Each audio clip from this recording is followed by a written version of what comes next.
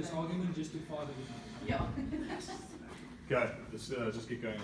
All right, guys, we're going to go through, this will be the first seminar of a million that we'll go through. We're going to try and highlight as many things as we can. This might just take us, that's why I didn't really go too much further, because this might just take us an hour, and then we'll do questions and answers and maybe some drills up on the rig that myself and probably Simon, I think. I'm going to use Simon quite a bit because he's got a good knack for scaling stuff.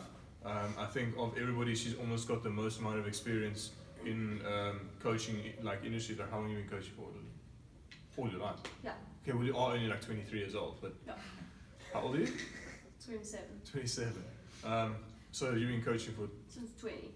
Okay, so 7 years. Okay, so it's all right. Everyone else got like 4 or 5, like type of thing. So I think we're going to use her quite a bit.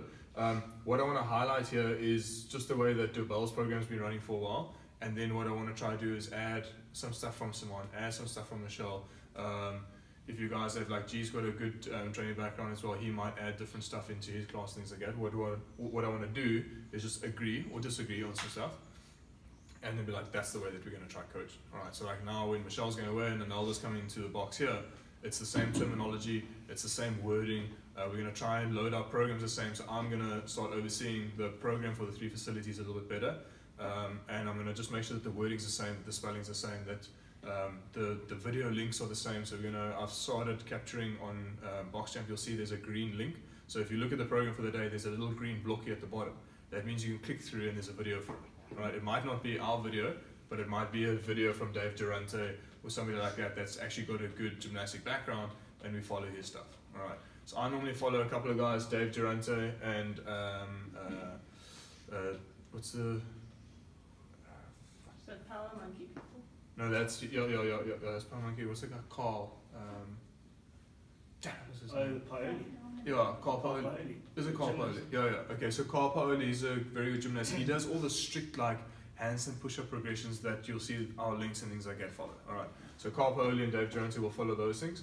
But let's start these things, go through it. I'll just demo it like right here quickly, and we'll just talk through these things. If we're happy with it, we just go to the next line item. All right. Okay.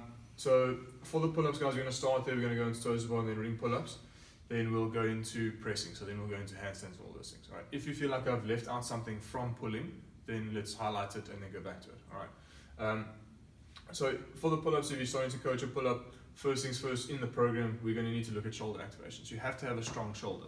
So with our shoulder drill, so you'll see on our gymnastics days, there's gymnastics 101s, gymnastics 102s that I've loaded on the program, or there's just one of the days where I say box, shoulder, and push-up activation. All right, so I'm going to demo those things out quickly. So first things first, if there's someone brand new and they are quite overweight or they're heavy, whatever it is, or they just have no gymnastic background, no upper body strength, just put a box underneath them so that they can support their body weight. All right, then they're just going to go, for shoulder activations, you're going to go close, normal, or wide, all right, just to get into different smaller muscle groups.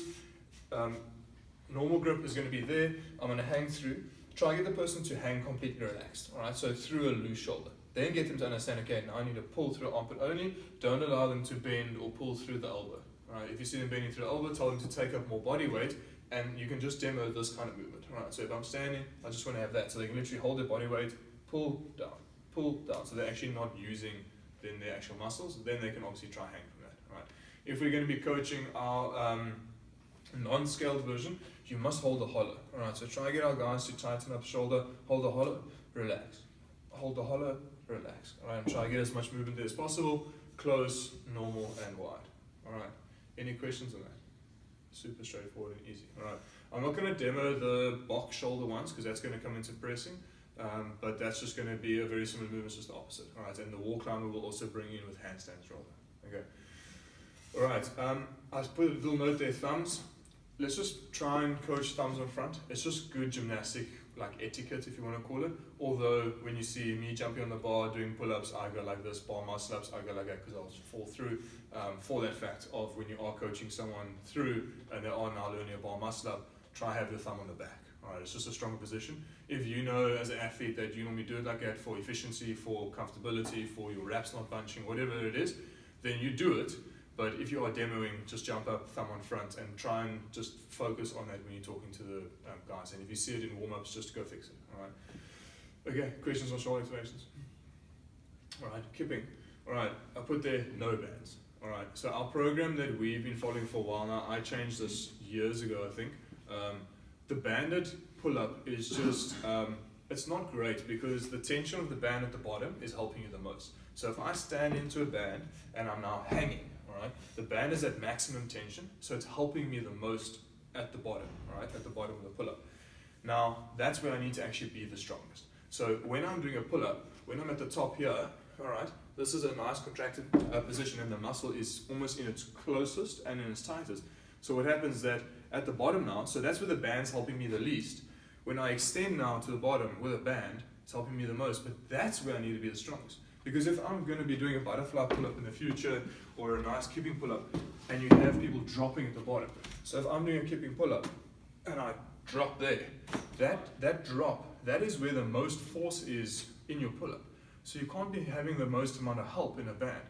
Yes, you can to some degree use a band for like a bar muscle-up progression if someone's starting to get bar muscle-ups and you're trying to just teach them the right bar path and to get them to kind of feel like, oh, this is me shooting through.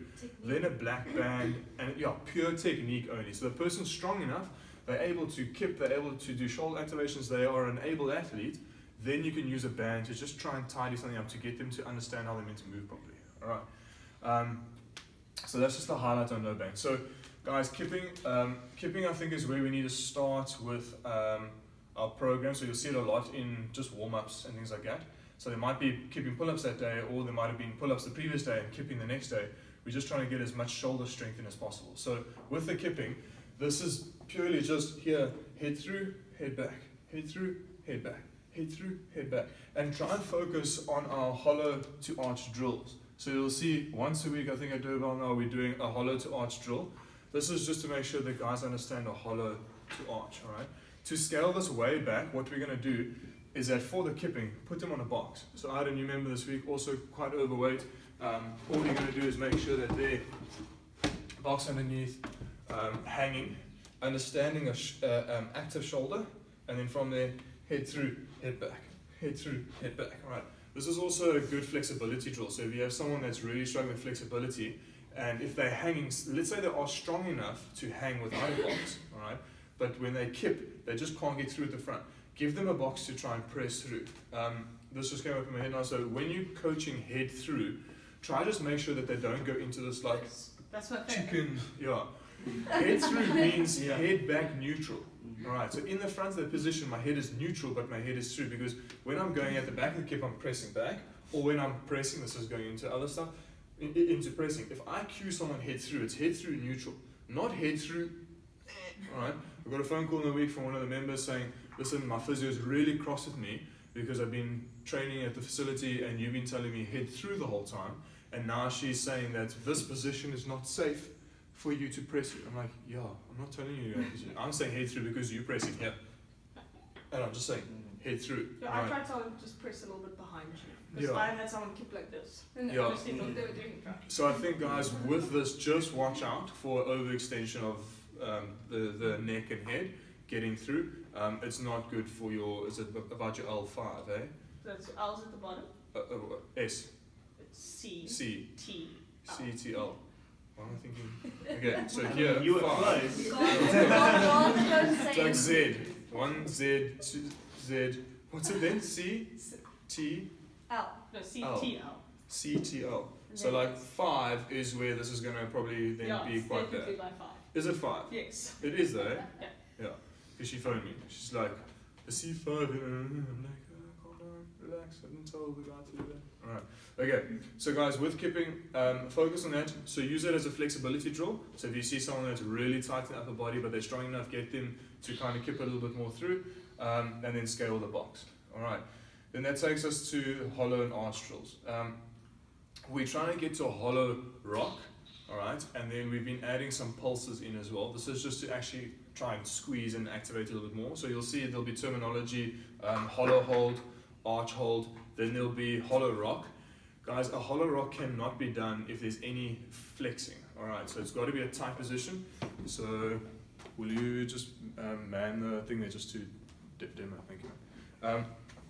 So the hollow hold is going to be like that position there. I'll try to get the Carl Paoli or the Dave Durante little drill thing as well. So that's the hollow hold. If I'm going to rock, I'm going to just squeeze nice and tight and get that constant rock. What you can't see is your midline flexing, crunching, or coming up onto the coccyx. All right.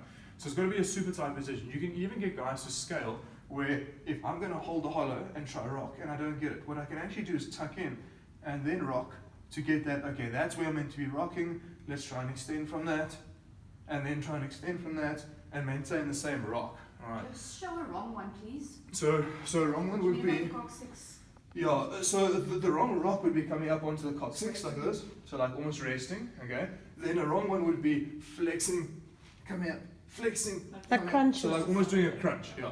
Alright, so there mustn't be any kind of rib movement or any kind of crunch, right? It's got to be constant, it's got to be tight, okay? The hollow scales will be, that's RX, alright? Scaling would be bringing the shoulders forward. Try and look for the shoulder blade off the ground at the back, then tuck in to keep that position, alright? And try and go for 20 seconds. Guys can even hold on their legs if they need to hold for 20 seconds, alright? If you're doing Tabata drills and things like that. For the arch, try and initiate the movement to be feet and knees together, alright? Try not let guys start like that and then try tighten up. It's quite hard when you've lifted to then try tighten up. So feet and knees together, hand shoulder width apart, lift up, alright? If we're doing pulses, your hands are going to be by your shoulders here, and then you're going to lift up and back down, alright? So those are the two kind of options. There's the swimming drill that we haven't done for a while. We'll add that back in, the whole swimming fun thing. Have you got your funny video still? Probably.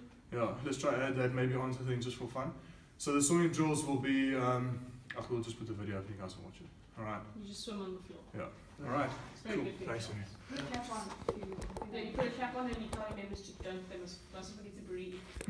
And then they really breathe. It's the best. Okay. Any questions on the hollow arch drills? Just side notes, just with regards to like the Superman, the hollow, the arch. Yeah. You want to lift from your upper back and not from your lower back. So a lot of people lift So like from the lower feet back. and upper back type of thing to No, try no, and just get when you're lifting your chest, you want to lift from your upper back and not arch from your lower back to Okay. lift. So most people do that wrong, and then just Pressing the- when you're Yeah. lying on your back on the hollow hold, your lower back needs to be flush on the floor. Yeah. So 90% of people, they use their lower back and their lower back is off the floor. Yes, they're holding a hollow, Yeah. and you can't necessarily always see it, but then Yeah. tomorrow their back hurts and So guys, exactly what Simi's saying there. I'm no artist. Knee, bum. There can't be that happening there. Alright, this has got to be tight. That's the lower back. Yeah, that's the bum. L5. There's the bum. L, T, C. This piece here, L, has got to be Flush, flat.